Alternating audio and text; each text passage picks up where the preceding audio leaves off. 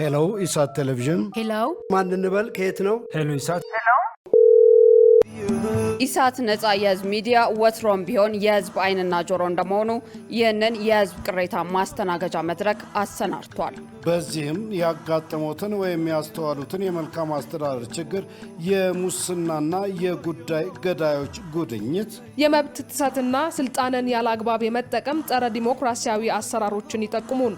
የሚመለከተውን የመንግስት አካል በማነጋገር ተጠያቂነት የሚሰፍንበትን መፍትሄ እናፈላልጋለን። በስልክ ቁጥሮች 0901 458845 ወይም 0901 451145 በተጨማሪም በ0944 02 11 11 በ0906 77 42 92 ይደውሉ።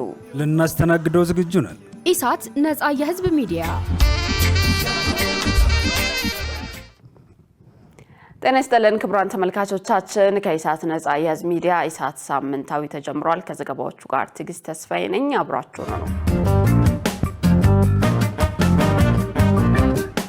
መንግስት ለምናነሳቸው ጥያቄዎች ተግባራዊ ምላሽ ካልሰጠ የምርጫ ተሳትፏችንን እንደገና ለማጤን እንገደዳለን ሲል ትብብር ለኢትዮጵያ አንድነት ፓርቲ የገለጸው በዚህ ባሳለፍነው ሳምንት ነበር።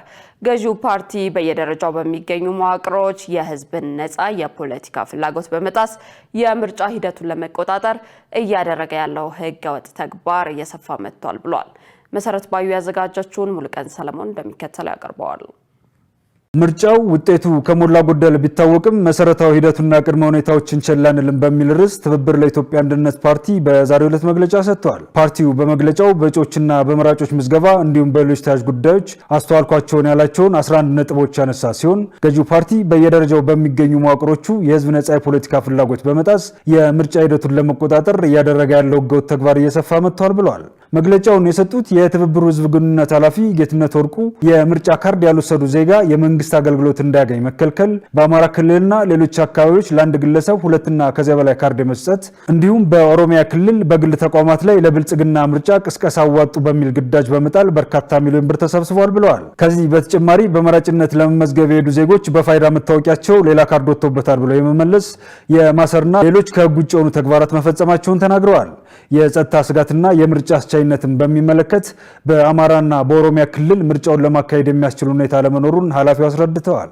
በጸጥታ ስጋትና በምርጫ አስቻይነት ላይ ወደ ክልሎች በመንቀሳቀስ በተደረገ የዳሰሳ ጥናት በደቡብና በቤኒሻንጉል የተንቀሳቀሰው ፓርቲዎችን ጨምሮ ከተለያዩ ባለድርሻ አካላት የተውጣጣው ቡድን የተሻለና መሬት ላይ ካለው እውነታ ጋር የተቀራረበ ሪፖርት ያቀረበ ሲሆን በአንጻሩ በአማራና ኦሮሚያ ክልሎች የተንቀሳቀሰው ቡድን 97% በላይ አስቻይ ሁኔታ አለ በሚል የተዛባና አሳሳች ሪፖርት አቅርቧል።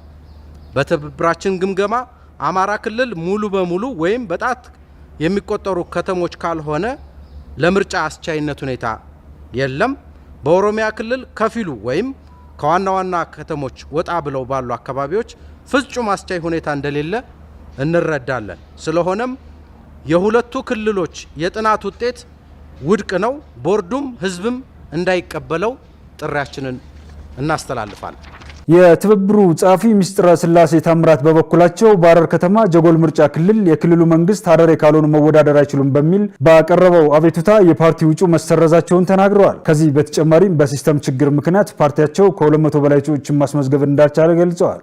አንዳንድ አካባቢዎች ላይ ሲስተም ላይ ስንሞላ ምን ይላል ሲስተሙ ሞልቷል እንደሞላና ከዛ እጩ በላይ ማቅረብ እንደማንችል ያሳያል። ነገር ግን የሲስተሙ ችግር ሆኖ ነው እንጂ ወይም ሲስተሙ ኮራፕትድ ስለነበረ እንጂ በትክክልም ሞልቶ አይደለም። ስለዚህ ለምሳሌ እጩዎች እያሉን ለምርጫ ቦርድ በማኑዋል ያስገባናቸው ዝርዝር ላይ የተቀመጡ እጩዎችና ምርጫ ቦርድም የተቀበላቸው እጩዎች እያሉ ሲስተሙ ግን ሞልቷል በማለቱ ምክንያት ሳይሞላ ያላስመዘገብንባቸው አካባቢዎች አሉ ማለት ነው። ስለዚህ እንደው ራፍሊ ቁጥሩን ኢስቲሜት አድርጉ ቢባል ከ250 እስከ 300 የሚሆኑ እጩዎች ሳይመዘገቡ መቅረታቸውን ነው የምናውቀው ማለት ነው። የህዝብ ግንኙነት ኃላፊው አክለውም መንግስት ለምናነሳቸው ጥያቄዎች ተግባራዊ እርምጃ ካልወሰደ የምርጫ ተሳትፏችንን እንደገና ለማጤን እንገደዳለን ሲሉ ተናግረዋል። በትብብሩ ለምርጫ አስቻይነት የቀረቡ ጦርነትን ማቆም፣ የፖለቲካ እስረኞችን መልቀቅ፣ ምህዳሩን ማሻሻልና ከእውነተኛ ተቃዋሚው ኃይል ልሂቃንና ምሁራን ጋር ሁሉን አቀፍ ድርድር መጀመር የመሰሉ አሁንም ሳይውል ሳያድር እንዲጀመርና እንዲፈጽም ጥሪያችንን እናስተላልፋለን። በሚታዩ የካድሬው የበዛ ነውሮች ላይም እርምጃዎችን ወስዶ በይፋ ለህዝብ እንዲገልጽ እንጠይቃለን። መንግስት ለነዚህ መሰረታዊ ጥያቄዎቻችን እንዳለፈው ጊዜ ሁሉ በጆሮ ዳባ ልበስ ምንም ተግባራዊ እርምጃ ካልወሰደ የምርጫ ተሳትፏችንን እንደገና ልናጤነው እንደምንገደድ ለማሳወቅ እንወዳለን። የኢትዮጵያ ብሔራዊ ምርጫ ቦርድ የአባላትን ደህንነት ለመጠበቅ የሚያስችል ክትትል እንዲያደርግ ትብብር ለኢትዮጵያ አንድነት ፓርቲ በሰጠው መግለጫ ጠይቋል። በደቡብ አፍሪካ በሚገኙ ኢትዮጵያውያን ላይ እየደረሱ ያሉ ጥቃቶች እንዲቆሙ የውጭ ጉዳይ ሚኒስቴር ያሳሰበው በዚህ ባሳለፍነው ሳምንት ነበር። በሌላ በኩል በሳውዲ አረቢያ የሞት ፍርድ የተፈረደባቸው ዜጎች የፍርድ ሂደት ለማስቀልበስ የተለያዩ የዲፕሎማሲ ስራዎች እየተከናወኑ መሆናቸውም ተገልጿል። የዚህ ዜና ዝርዝር እንደሚከተለው ይቀርባል።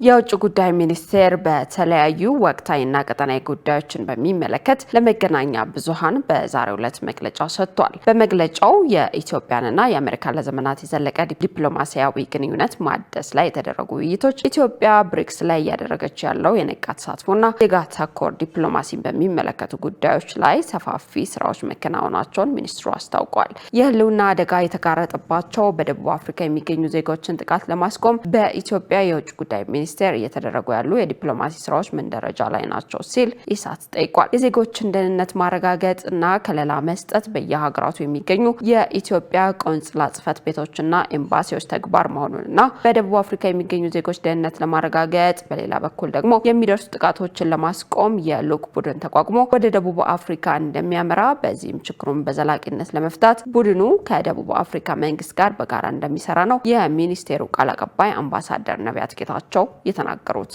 የኤምባሲዎቻችን ተልእኮና የቆንስላ ጽሕፈት ቤቶቻችን ተልእኮ አንዱ የዜጎች ጉዳይ ነው።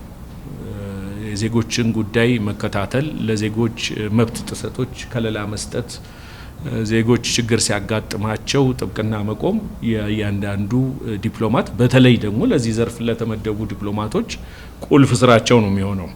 ስለዚህ ይሄ የፕሮቴክሽን እና የጥበቃ ነገር አቅም በፈቀደ መጠን አለ። ብዙዎቹ ግን አንፎርቹኔትሊ እንዳለመታደል ሆኖ በህገወጥ አግባብ የወጡ ዜጎች የሚኖሩበት ሀገር ያለው ህግ ራሱ ከለላ ሊሰጣቸው የማይችሉ ዜጎቻችን ደግሞ የበለጠ ተጋላጭ ናቸው ለዚህ ነገር። ያም ሆኖ ግን በሚስዮኖቻችን ይህንን መፍትሄ ለማድረግ በየጊዜው ጥረት ያደርጋሉ። የሳውዝ አፍሪካው ዘ ኬዝ ኢን ፖይንት በየጊዜው የሚነሳ ነው። የውጭ ሀገር ዜጎች ላይ በተለያየ መልኩ ከሀገራችን ይውጡልን የሚል ጥያቄ በየጊዜው ይነሳል። ለዚህም የዜጎቻችን ተጠቂ ሆነዋል። ይህንን በመንግስት በከፍተኛ ደረጃ በውጭ ጉዳይ ሚኒስትሩ በኩል በሚኒስትር ዴታው በኩል እዛ ባለ ሚስዮኖች በኩል ክትትል እየተደረገበት ነው። ወደ ደቡብ አፍሪካም አንድ ቡድን በቅርቡ ከዚህ ይንቀሳቀሳል። ይሄም እዛው መሬት ላይ ያለውን ሁኔታ በማየት እዛ ካሉ የተለያዩ የዜጎች አደረጃጀቶች ጋር በመገናኘት መፍትሄ ለመስጠት አላማ ያደረገ ቡድን ነው ወደዛ የሚንቀሳቀሰው። ሆፕፉሊ ችግሩ ወደፊት እንዳይቀጥል እንዳይደገም ዘላቂ የሆነ መፍትሄም ለማስቀመጥ ከደቡብ አፍሪካ መንግስት ጋር አብሮ የሚሰራ ቡድን ነው። አክለውም በሳውዲ አረቢያ የሞት ፍርድ የተፈረደባቸውን ዜጎች የፍርድ ሂደት ለማስቀልበስና መፍትሄ ለመስጠት የተለያዩ ዲፕሎማሲያዊ ጥረቶች እየተደረጉ መሆኑን ነው የገለጹት። ወደ ሳውዲ አረቢያው ጉዳይ በምንመለስበት ጊዜ እንደተባለው የሞት ፍርድ የተፈረደባቸው ዜጎቻችን በተወሰኑ የሳውዲ ከተሞች ውስጥ ይገኛሉ። በሳውዲ አረቢያ ውስጥ የጀዳ ቆንስላ ጽሕፈት ቤታችን እንዲሁም ሪያድ የሚገኘው ኤምባሲያችን በእውነት የዜጎችን ስራ ከመስራትና ከመከታተል ባለፈ የላቀ ስራ አለው ብዬ አላምንም። በዋነኛነት ዋናው ቁልፍ ስራቸው ይሄ ነው። በተለያዩ እስር ቤቶች ዜጎቻችን ይገኛሉ። አንዳንዶች በወንጀል ተጠርጥረው ነው። በፍርድ ውሳኔም እንዲሁ ፍርድ ቤት ማረፊያ ቤቶች ውስጥ የሚገኙ ዜጎች ይገኛሉ። እነኚህን ሁሉ አቅም በፈቀደ መጠን ሁሉ በየእስር ቤቶቹ ጉብኝት እየተደረገ መፍትሄ መስጠት የሚቻለውን እዛው መፍትሄ እየተሰጠ ከዛ ላቅ ያለ ያለፈ ችግር ያለባቸውን ደግሞ የተለያዩ የህግ ባለሙያዎች ይዞ በመቅረብ ችግሩን ለመፍታት አልፎም ተርፎ ደግሞ መንግስት ኢቭን ውሳኔ የተደረገባቸውን ዜጎች ለማስፈታትም ሌሎች ዲፕሎማሲያዊ አግባብ ያላቸውንም እንቅስቃሴዎች ሲያደርግ ቆይቷል።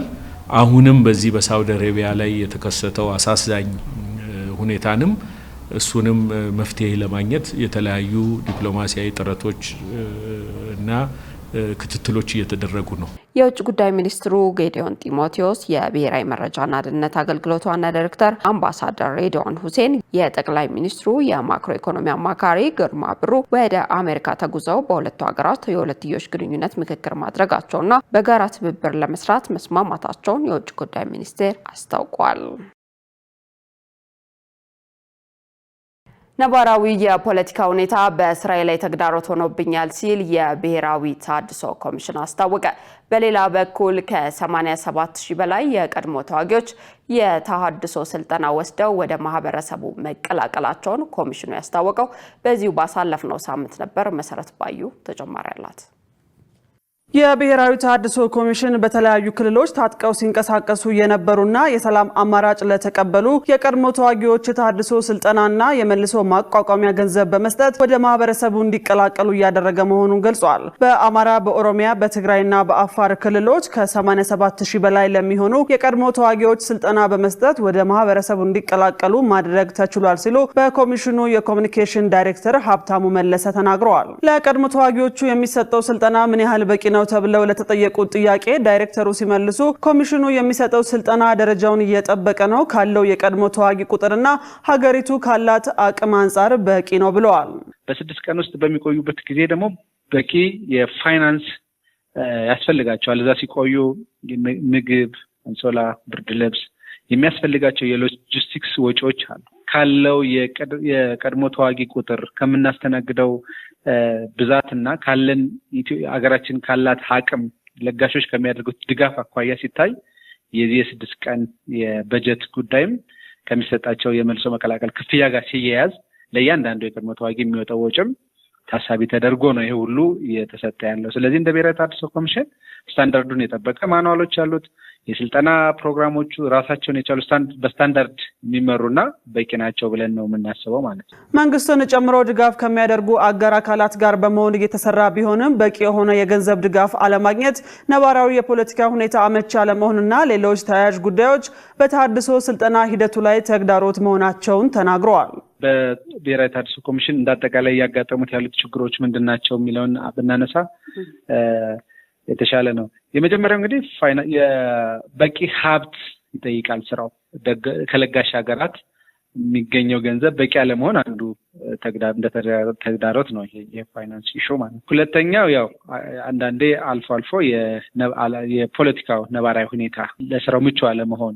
እንደሚታወቀው ለምሳሌ የትግራይን ማንሳት እንችላለን። የፖለቲካ ሲቹዌሽን ትግራይ ክልል እንዳንሰራ ያደረገው ችግር አንዳንድ ቦታ ላይ ያሉት ነባራዊ ሁኔታውን ማንሳት እንችላለን። ሶስተኛ እንግዲህ የቅንጅታዊ አሰራርን ደግሞ ተግባራዊ ማድረግ የኛ በብሔራዊ ተሃድሶ ኮሚሽን ብቻውን የሚሰራው ስራ ስላልሆነ እያንዳንዱ ባለድርሻ አካል ባለቤትነትን ወስዶ ስራውን ለመስራት ተቀናጅቶ እየሰራ ነው ያለው። እሱ ላይም አንዳንድ መሰናክሎች ሊኖሩ ይችላሉ፣ ግን ክልሎችን በባለቤትነት ሰፊ ስራ እየሰሩ ስለሆኑ በአጠቃላይ እነዚህ ናቸው ያሉት ዋና ችግሮቹ። የስልጠና ሂደታቸውን አጠናቀው ከወጡ በኋላ በተሰጣቸው የማቋቋሚያ ገንዘብ ሰላማዊ በሆነ መንገድ ተደራጅተው እየሰሩ መሆናቸውን አስረድተዋል። በተሃድሶ ያለፉ የቀድሞ ተዋጊዎች ተመልሰው ወደ ነበሩበት የጦርነት አውድ ይመለሳሉ የሚል አላል። እንደኛ እንግዲህ ከ87,000 በላይ የቀድሞ ተዋጊዎች ወደ ሰላማዊ መንገድ ተመልሰዋል። ከዚህ ውስጥ ጎልቶ የወጣ በእኛ በኩል የታየ ክፍተት የለም። ምክንያቱም የነበሩበትን የጦርነት አውድ ስለሚያውቁት አሁን ሰላማዊ ሆነው ደግሞ ተደራጅተው እየሰሩ ነው። ራሳቸው በሰላም እየኖሩ ነው። የሚሰጣቸው መቋቋሚያም ትንሽ የሚባል አይደለም። ተደራጅተው በብዛት በተለያዩ ክልሎች ዞረን እንዳየነው በደንብ ተደራጅተው እየሰሩና ሰላምን የሚመርጥ ወጣትና ለጦርነት ፊቱን የሚያዞር ወደ ሰላም የተመለሰ ወጣት ነው በስልጠናው ያለፈ ብለን የምናስበውና እስካሁን ድረስ ጎልቶ የወጣ ችግር የለም ማለት እንችላለን። በስልጠና ሂደት ውስጥ ያለፉት የቀድሞ ተዋጊዎች የስልጠና ሂደታቸውን አጠናቀው ከወጡ በኋላ ከክልሎች ጋር በመነጋገር ያሉበትን ሁኔታ ክትትል እንደሚደረግ የኢትዮጵያ ብሔራዊ ተሃድሶ ኮሚሽን አስታውቋል። የሲቪል ማህበረሰብ ድርጅቶች ህብረት ለምርጫ ክርክር እየተደረገባቸው ካሉ አካባቢዎችና ከትግራይ ክልል በስተቀር በሁሉም ከተሞች ተንቀሳቅሶ የምርጫ ሂደትን የሚታዘብ መሆኑን የገለጸው በዚሁ ባሳለፍነው ሳምንት ነበር። በሌላ በኩል ወደ ተለያዩ አካባቢዎች የሚላኩ ታዛቢዎች ተቀባይነት ማጣት ምርጫውን ለመታዘብ ተግዳሮት እንደሆነበት አስታውቋል። ሰላማዊት ሙሉጌታ የሲቪል ማህበረሰብ ድርጅቶች ህብረት ለምርጫ ግንቦት 24 ቀን ለሚካሄደው 7ኛው ሀገራዊ ምርጫ የመራጮችን ትምህርት በማስፋፋት የምርጫ ትዝብትና የአቅም ግንባታ በማካሄድ ሰፊ ስራዎች እየሰራ እንደሚገኝ አስታውቋል። የህብረቱ ዋና ዳይሬክተር አበራ ኃይለ ማርያም እንደገለጹት ለምርጫው ሂደት ለአጭር ጊዜ 4100 ታዛቢዎች ምልመላ መጠናቀቁን ገልጸው ከነዚህ መካከል 3100 የሚሆኑት ተቀማጭ ሲሆኑ የቀሩት ደግሞ በተዘዋዋሪነት የሚታዘቡ መሆናቸውን አስታውቀዋል። ህብረቱ ክርክር እየተደረገባቸው ካሉ አካባቢዎችና ከትግራይ ክልል በስተቀር በሁሉም ከተሞች ተንቀሳቅሶ የምርጫ ሂደቱን የሚታዘብ መሆኑን የገለጹት ዳይሬክተሩ እስከሚቀጥለው አርብ ድረስ የታዛቢዎች ስልጠና እንደሚቀጥል አስገንዝበዋል። የአጭር ጊዜ ታዛቢዎች የምንላቸውን መልመላ ጨርሰናል። በአጠቃላይ 5000 ታርጌት አድርገን ነበር ያስቀመጥነው 4100 መመልመል ችለናል። እነዚህን የተመለመሉ ታዛቢዎችን በሁሉም የምርጫ ክልሎች በሁሉም አካባቢዎች ነው ጥረት ለማድረግ የሞከርነው። ይህን ስል እንግዲህ ልናሰማራ የምንችለው ክርክር እየተደረገባቸው ካሉ ቦታዎችና ከትግራይ ክልል ውጭ ባሉት ቦታዎች ሁሉ የእኛ ታዛቢዎች ይሰማራሉ። ለነዚህ ታዛቢዎቻችን የግድ ስልጠና መሰጠት አለበት። በሌላ በኩል የምርጫ ሂደቱን ለመታዘብ የሚመደቡ ታዛቢዎች ትኩረት አለመሰጠት፣ ተቀባይነት ማጣትና መሰል ተግዳሮቶች እንደሚገጥሟቸው አስታውቀዋል። ከዚህ ውጪ ባልተፈቀዱ ቦታዎች የምዝገባ ጣቢያዎችን ማቋቋምና መሰል የአሰራር ስራ ጥሰቶች እንደነበሩ የገለጹት ዳይሬክተሩ ይህም በቀጣይ ሂደት እርማት እንዲሰጠው ለምርጫ ቦርድ ማሳወቃቸውን አመልክተዋል። ነገር ግን በየቦታው ኢንሲደንትስ አሉ። ለምሳሌ እኛን ታዛቢዎች አንቀበልም ያለዋል። አንቀበላቸው፣ አናቃቸው፣ ይህንን አምጡ ያንን አምጡ። አልፎ አልፎ ደግሞ ለምሳሌ አንድ ቦታ ላይ በሪፖርታችንም ላይ የተመለከተ ማን አንተ ታዛቢ ነው የምትል ብለው ፖሊስ ይዟቸው ለሆነ ሰዓት ሁሉ ያቆያቸው ቦታቸው። ይሄ ግን ሲስተሚክ አይደለም። በየትኛውም ቦታ በሁሉም ቦታ እየተፈጸመ አይደለም። ምን እናውቃለን ፎርጀር ሰርታችሁትስ እንደሆነ የሚልም ነገር የሚያነሱዋል። በእኛ ታዛቢዎች አንጻር ነው። በሌላ በኩል የተለያዩ አይነት ደግሞ ጥሰቶች የታዘብንባቸው ቦታዎች አሉ። በሕግ ከተፈቀዱ ቦታዎች ላይ ከተፈቀዱ ቦታዎች ውጪ የምዝገባ ጣቢያዎችን ማቋቋም እንዲህ አይነት ነገሮች ያው ሪፖርታችን ምናልባት መልሰሽ ብታዩ እነዚህን የሚያመለክቱ ነገሮች አሉ እና ችግሮች አሉ።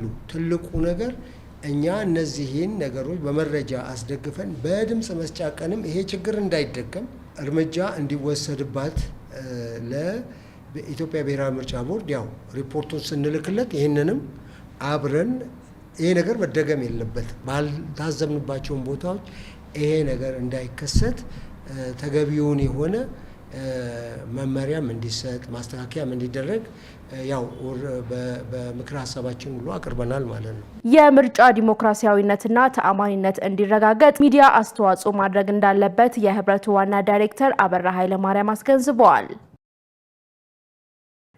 ኢትዮጵያ ከአሜሪካ ጋር ያደረገችው ውይይት በህዳሴው ግድብ ላይ ያላትን አቋም ለማሳወቅ የሚያስችል ነው የተባለው በዚሁ ባሳለፍነው ሳምንት ነበር። በሌላ በኩል ሻክሮ የነበረው የኢትዮጵያና አሜሪካ ግንኙነት መታደስ ግብጽን ጨምሮ ከሌሎች ሀገራት የሚደርሱባትን ጫና ለመመከት እንደሚያስችል የዘርፉ ተንታኞች ለኢሳት ተናግረዋል። ሙሉቀን ሰለሞን እንደሚከተለው ያቀርበዋል። የኢትዮጵያና አሜሪካ ግንኙነት መታደስ ኢትዮጵያ ከሌሎች ሀገራት የሚደርስባትን ጫና ከመከላከል ባለፈ የአልሸባብና ሌሎች የሽብር ቡድኖች የሚያደርሱትን ጥቃት ለመመከት የሚያግዝ ነው። የኢትዮጵያ የውጭ ጉዳይ ሚኒስትር ዶክተር ጌዲዮን ጢሞቴዎስ፣ የብሔራዊ መረጃና ደህንነት አገልግሎት ዋና ዳይሬክተር አምባሳደር ሬድዋን ሁሴን፣ የጠቅላይ ሚኒስትሩ የማክሮ ኢኮኖሚ አማካሪ አምባሳደር ግርማ ብሩ ወደ አሜሪካ ተጉዘው በሁለቱ ሀገሮች የምክክር መድረክ መሳተፋቸውን የውጭ ጉዳይ ሚኒስትር አስታውቋል። ይህንንም ተከትሎ የተደረገው የሁለትዮሽ ውይይት የኢትዮጵያን ተጠቃሚነት ከማረጋገጥ ባለፈ ኢትዮጵያ ከሌሎች ሀገራት የሚደርስባትን ጫና ለመመከት ምን ያህል ያግዛል ሲል ኢሳት በሆርን ሪቪው የጥናትና ምርምር ባለሙያና ዓለም አቀፍ ግንኙነት ባለሙያዎችን አነጋግሯል። በሆርን ሪቪው የጥናትና ምርምር ባለሙያ ዮናስ ዘዘው በሰጡት ምላሽ መድረኩ ኢትዮጵያ በህዳሴው ግድብ ላይ ያላትን አቋም በግልጽ ለማሳወቅ ያግዛል ብለዋል። አባይ ግድብ በደንብ ነበር የተያየው። ስለዚህ ከዛም በኋላ እንዲሁም ትራምፕ ራሱ ስቴትመንት አውጥቶ ነበር አደራድራለሁ የሚል በተወሰነ መንገድ እንደዚህ አይነት መድረኮች የኢትዮጵያን አብዛኛው በአሜሪካ በኩል ስንሰማው የነበረው ነገር ምንድነው ወደ ኢጅፕት ፌቨር እንዳደረገ አይነት ነገር ነው አይደል? ስለዚህ የኢትዮጵያ ሳይድ አልተሰማም ነበር ያነቅ። ስለዚህ እንደዚህ አይነት መድረኮች ኢትዮጵያ በግድቡ ጉዳይ ያለችበትን አቋም ለማሳየትና ግልጽ አድርጎ ለማስረዳት መንገድ የሚከፍትልን ነው ብዬ አስባለሁ። አክለውም የሀገራቱ የሻከረ ግንኙነት መታደስ ለቀጠናው ሰላምና መረጋጋት ትልቅ ፋይዳ ያለው ነው ይላሉ። ከተስማሙት ነገር መካከል ደግሞ ይሄ ቤሲዲ የሚለው ይሄ ባይላተራል ስትራክቸር ዳያሎግ የሚለው ማለት ነው። ይሄኛው ነገር ከዚህ በፊት የነበረው ሪሌሽንሺፓቸውን ይሄ ሻክሮ የነበረውን ማለት ነው በተለይ ከቅርብ ጊዜ በኋላ ያልነውን ሪሴት ለማድረግ እያስተካከሉ ለመምጣት እና የተለያዩ በውስጡ ብዙ እንትኖችን አሉት ብዙ ዘርፎችን የሚያካትት ነው። ቅድም ያለው መከላከያ ደህንነት ላይ ተስማምተዋል። ቅድም አንቺም እንዳነሳሽው የአርምስ ኤምባርጎ ተጥሎ የነበረው ተነስተዋል።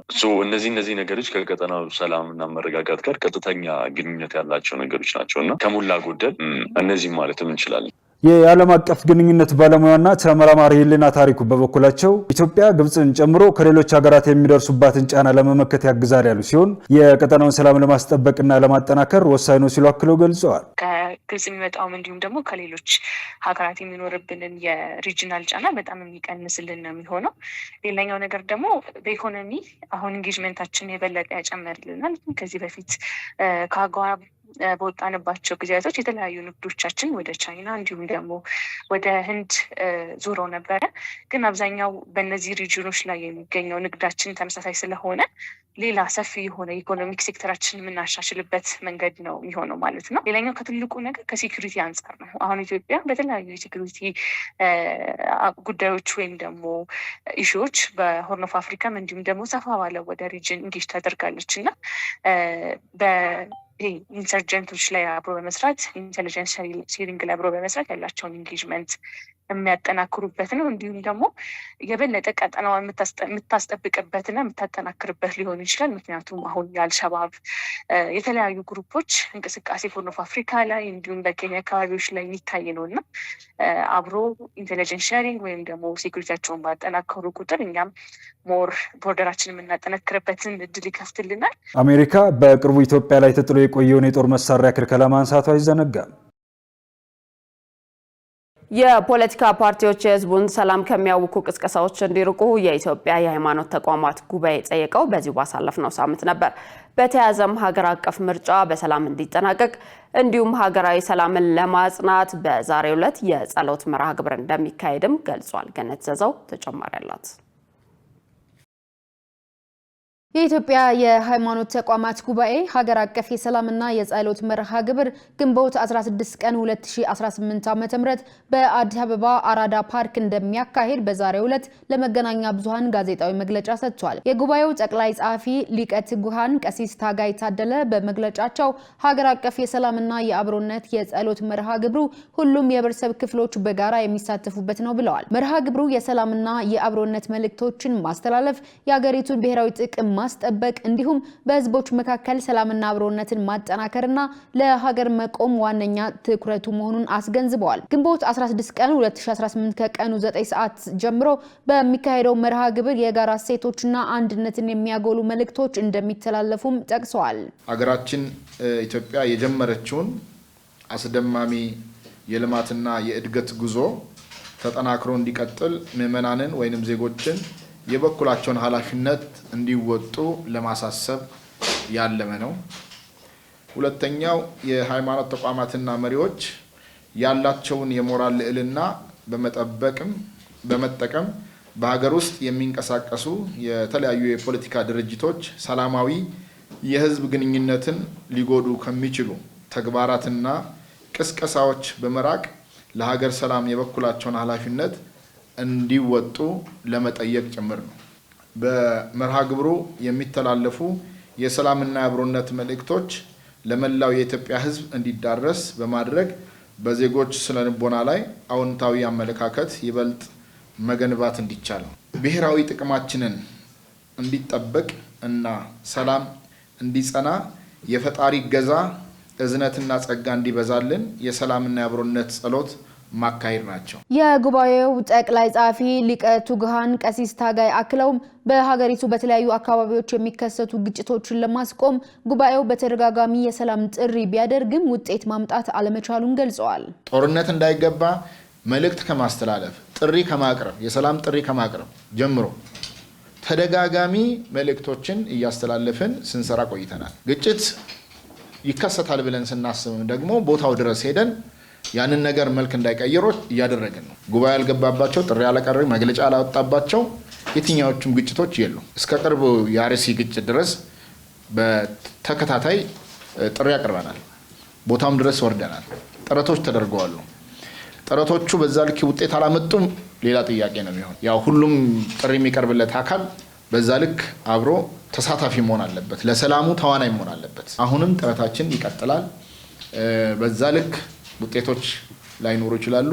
ሁሉም ከተሳተፈ ደግሞ ማናመጣ ለውጥ የለም። ሁሉም ማድመጥ ከቻለ፣ ሁሉም ያንን የሰላም ጥሪ መቀበል ከቻለ ለውጦች ይመጣሉ ብለን ተስፋ እናደርጋለን። በዚህ መርሃ ግብር ላይ የሁሉም የጉባኤው አባል የቤተ እምነት ተቋማት የሃይማኖት መሪዎች፣ ከፍተኛ የመንግስት የሥራ ኃላፊዎች፣ የተለያዩ የፖለቲካ ፓርቲ አመራሮች፣ የኢትዮጵያ ሀገራዊ ምክክር ኮሚሽን ኃላፊዎች እንዲሁም የተለያዩ የህብረተሰብ ክፍሎች እንደሚሳተፉ ጠቅሰዋል። ክቡራን ተመልካቾቻችን ከኢሳት ነጻ የህዝብ ሚዲያ ኢሳት ሳምንታዊ አሁንም እንደቀጠለ ነው። በቀጣይነት ወደ ውጭ ዘገባዎች እናመራለን። የኔቶ የውጭ ጉዳይ ሚኒስትሮች የፊታችን ሐምሌ በቱርክ ለሚካሄደው የመሪዎች ጉባኤ ቅድመ ዝግጅት ለማድረግ በመምከር ላይ ይገኛሉ ተባለ። ይህ ስብሰባ የተጀመረው በአሜሪካና በበርካታ የአውሮፓ ሀገሮች መካከል ያለው ውጥረት በከረረበት ወቅት መሆኑ ዓለም አቀፍ ትኩረትን እንዲስብ አድርጓል የተባለው በዚሁ ባሳለፍነው ሳምንት ነበር። ዮሐንስ ተስፋ ተጨማሪ ያለው የሰሜን አትላንቲክ ቃል ኪዳን ድርጅት ኔቶ የውጭ ጉዳይ ሚኒስትሮች የፊታችን ሐምሌ ወር በቱርክ አንካራ ለሚካሄደው የመሪዎች ጉባኤ ቅድመ ዝግጅት ለማድረግ በስዊድን በመምከር ላይ ይገኛሉ። ይህ ስብሰባ የተጀመረው በአሜሪካና በበርካታ የአውሮፓ አጋሮቿ መካከል ያለው ውጥረት በከረረበት ወቅት ነው። የውይይቱ ዋነኛ ትኩረት በዩክሬን ጉዳይ፣ በኢራን ወቅታዊ ሁኔታና በህብረቱ የወደፊት አቅጣጫ ላይ ያተኮረ እንደሆነ ታውቋል። ሌላው በኔቶ አባል ሀገራት መካከል በየጊዜው ከፍተኛ መነጋገሪያ ሆኖ የቀጠለው የቴህራን ጉዳይ ነው። በርካታ የአውሮፓ ሀገራት በእስራኤልና ዋሽንግተን እየተመራ ያለው ወታደራዊ ዘመቻ የኔቶ ጦርነት አይደለም የሚል ጽኑ አቋም በመያዝ ተቃውሟቸውን እያሰሙ ይገኛሉ። ይህንን አስመልክቶ በዘርፉ ባለሙያዎች የቀረበው ትንተናም የአሜሪካ በኔቶ ውስጥ የመቆየት ዋነኛ ፍላጎት ኃይሏን በአውሮፓ በማስፈር ወደ ሌሎች ድንገተኛ ቀውስ ወዳለባቸው አካባቢዎች በቀላሉ ለማሰማራት ያለውን እድል ለመጠቀም ያለመ እንደሆነ ያሳያል። አሁን ላይ ግን በአንዳንድ የኔቶ አባል ሀገራት እምቢተኝነት ምክንያት ይህ እድል እየጠበበ መምጣቱ ለነጩ ቤተ መንግስት ከፍተኛ ራስ ምታት ሆኖ በሌላ በኩል ፕሬዚዳንት ትራምፕ በአውሮፓ ያለውን የአሜሪካ ወታደራዊ እንቅስቃሴ ለመቀነስ ማቀዳቸውን በመግለጽ በተደጋጋሚ ማስፈራራታቸው ይታወቃል። አጋር ሀገራት ለብሔራዊ መከላከያ የሚመድቡትን በጀት እንዲጨምሩም ሲወተውቱ ቆይተዋል። ይህ ግፊት ደግሞ እንደ ስፔን ያሉ ሀገራት የአውሮፓ ህብረት በራሱ ወታደራዊ አቅም መተማመን የሚያስችለውን ሁኔታ ለመፍጠር የሚረዳ ግልጽ ውይይት እንዲደረግ ሁኔታዎችን እንዲያመቻቹ አስገድዷቸዋል። ሆኖም የኔቶ ዋና ጸሐፊ ማርክ ሩቶ የትራምፕ ግፊት በመጨረሻ ህብረቱን እንዳጠናከረው በመግለጽ በበጎ ጎኑ ይወስዱታል። የኔቶን የወደፊት ሁኔታ በተመለከተ ለሚነሳው ጥያቄ እጅግ በጣም ተስፈኛ ነኝ። ለዚህ ተስፋ ምክንያቱ ደግሞ ፕሬዚደንት ትራምፕ ናቸው። ማርክ ሩተ ይህን ያሉት ባለፈው ዓመት በሆላንድ በተካሄደው የመሪዎች ጉባኤ ላይ አባል ሀገራት የመከላከያ ወጪያቸውን ከጠቅላላ የሀገር ውስጥ ገቢ ወደ 5 በመቶ ለማሳደግ የገቡትን ታሪካዊ ቃል መሰረት በማድረግ ነው። አጋሮቹ የትራምፕን መልእክት በሚገባ ተረድተውታል። ምንም እንኳ በኢራንና በመከላከያ ወጪ ዙሪያ ሰፊ ልዩነቶች ቢኖርም የሩሲያን ወረራ ለመግታትና ጦርነቱን በሰላም ለመቋጨት የኔቶ መሪዎች በዩክሬን ጉዳይ ላይ ጠንካራና የተባበረ አቋም ለማሳየት እየጣሩ ይገኛሉ።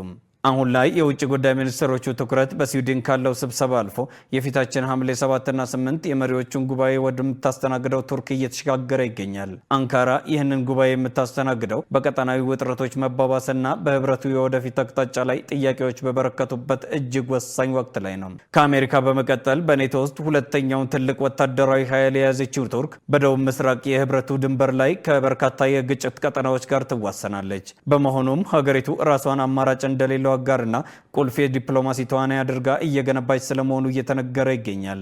የህብረቱ ከፍተኛ ባለስልጣናት የቱርክን አስፈላጊነት ሲገልጹ እናንተ የኔቶ የደቡብ ምስራቅ ክንፍ ጠባቂዎች ናችሁ በማለት ያወድሳሉ። የአንካራ ዲፕሎማቶች በበኩላቸው የመጪው ሐምሌ ጉባኤ የኔቶን አንድነት ለማጠናከር የሚረዳ ወሳኝ ስብሰባ ስለመሆኑ ተናግረዋል። የቃል ኪዳን ድርጅቱ መሪዎች በቱርክ ከመገናኘታቸው በፊት በስዊድን የሚገኙት የውጭ ጉዳይ ሚኒስትሮች ከአህጉሪቱ ውጭ ያሉ ጦርነቶችና የውስጥ ክፍፍሎች የህብረቱን አንድነት እየፈተኑ ባሉበት በዚህ ወቅት ኔቶ አሁንም በአንድ ድምጽ መናገር እንደሚችል ለዓለም ለማሳየት በመጣጣር ላይ ይገኛሉ። መረጃውን ስናጠናቅር ኔቶ ኒውስ እና ቲአርቲ ወርልድን ዋቢ አድርገናል። አሜሪካና ኢራን ስምምነት ላይ ለመድረስ በአደራዳሪዎች በኩል መነጋገራቸውን የቀጠሉት በዚህ ባሳለፍነው ሳምንት ነበር። በሌላ በኩል ትራምፕ ኢራን ያላትን የዩራኒየም ክምችት ለመተው ፈቃደኛ ካልሆነች ዋሽንግተን ከባድ እርምጃ ልትወስድ እንደምትችል አስጠንቅቀዋል። ሸሪፍ ኢማም ተጨማሪ ያለው። ዩናይትድ ስቴትስ እና ኢራን በአደራዳሪዎች በኩል ጦርነቱን ለመቋጨት ንግግር እያካሄዱ ነው። የኢራን ሚዲያ ሪፖርት እንዳደረገው ሁለቱም ወገኖች መልእክትና ረቂቅ ምክረ ሀሳቦች እየተለዋወጡ ነው ብሏል። የአልጀዚራ ዘጋቢ ከቴህራን ሪፖርት እንዳደረገው የፓኪስታን ባለስልጣናት በሁለቱ ሀገራት መካከል ከፍተኛ የማደራደር ስራ እየሰሩ ነው። የዲፕሎማሲ ግፊቱ የመጣ የአሜሪካ ውጭ ጉዳይ ሚኒስትር ማርኮ ሩቢዮ ጥሩ ምልክቶች እየታዩ ነው ማለታቸውን ተከትሎ ነው። ይሁን እንጂ የአሜሪካው ፕሬዚደንት ዶናልድ ትራምፕ ኢራን ያላትን የዩራኒየም ክምችት ለመተው ፈቃደኛ ካልሆነች ዋሽንግተን በጣም ከባድ እርምጃ ልትወስድ እንደምትችል አስጠንቅቀዋል። ፕሬዚደንት ዶናልድ ትራምፕ እንዳሉት አሜሪካ መጨረሻ ላይ የኢራንን በከፍተኛ ደረጃ የበለጸገ ዩራኒየም ታገኘዋለች ቢሉም ኢራን ግን ለመስጠት ፈቃደኛ አይደለችም። እናገኘዋለን፣ አያስፈልገንም፣ ምናልባት ካገኘነው በኋላ ልናስወግደው እንችላለን፣ ነገር ግን እነሱ ኒኩለር እንዲኖራቸው አንፈቅድም ሲሉ ትራምፕ ለሪፖርተሮች ተናግረዋል። አሁን ላይ የተደራደርን ነው፣ በአንድም ሆነ በሌላ መንገድ የዩራኒየሙን ክምችት እናገኘዋለን። እነሱ ግን ኢራናውያንን ማለታቸው ነው የኒኩለር የጦር መሳሪያ እንዲኖራቸው አንፈቅድም ብለዋል ትራምፕ። አክለውም አሜሪካ በሆርሙዝ ሰርጥ በኩል የሚተላለፉ መርከቦች ላይ በኢራን የተጣለውን ክፍያ እንደምትቃወም ተናግረዋል። እኛ ክፍያ አንፈልግም፣ ዓለም አቀፍ የውሃ መስመር ነው፣ ክፍያ ማስከፈል የለባቸውም ብለዋል። የኢራን የውጭ ጉዳይ ሚኒስትር አባስ አራጋቺ እና ቴሄራን የሚገኙት የፓኪስታን የሀገር ውስጥ ጉዳይ ሚኒስትር ሞሽን ናቅፊ አዲስ በቀረበው የሰላም ምክረ ሀሳብ ላይ መነጋገራቸውን የኢራን ሚዲያ አስታውቋል።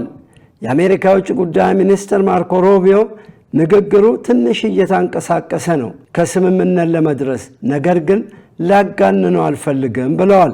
የኢራን አብዮታዊ ዘብ እንዳለው ባለፉት 24 ሰዓታት ውስጥ 35 መርከቦች በኢራን ፈቃድ በሆርሙዝ ሰርጥ በኩል እንዲያልፉ ተደርገዋል ብሏል። የተባበሩት አረብ ኤሚሬትስ የፕሬዝደንቱ አማካሪ አንዋር ጋርጋሽ እንዳስጠነቀቁት ኢራን የሆርሙዝ ሰርጥን አጠቃቀም ለመቀየር የምታደርገው ጥረት አውሮፓን ጨምሮ በተቀረው ዓለም ላይ ከፍተኛ ተጽዕኖ ያሳድራል። የአውሮፓ ሀገራት ኢራን የባህር ወሽመጡን በቁጥጥር ስር ማድረጓ የሩቅ ጊዜ ችግር ብቻ ሳይሆን በቀጥታ ከኃይል አቅርቦትና ከንግድ ደህንነት ጋር የተያያዘ አድርገው ሊመለከቱት ይገባል ብለዋል። ዜናውን ስናዘጋጅ አልጀዚራና ቲአርቲ ወርልድን በመረጃ ምንጭነት ተጠቅመናል። ክቡራን ተመልካቾቻችን ከኢሳት ነጻ የህዝብ ሚዲያ ለሳምንቱ የመራረጥናቸው ዘገባዎች ይህንን ይመስሉ ነበር። ከዘገባዎቹ ጋር ትዕግስት ተስፋዬ አብሬያችሁ ቆየሁ። መልካም ጊዜ።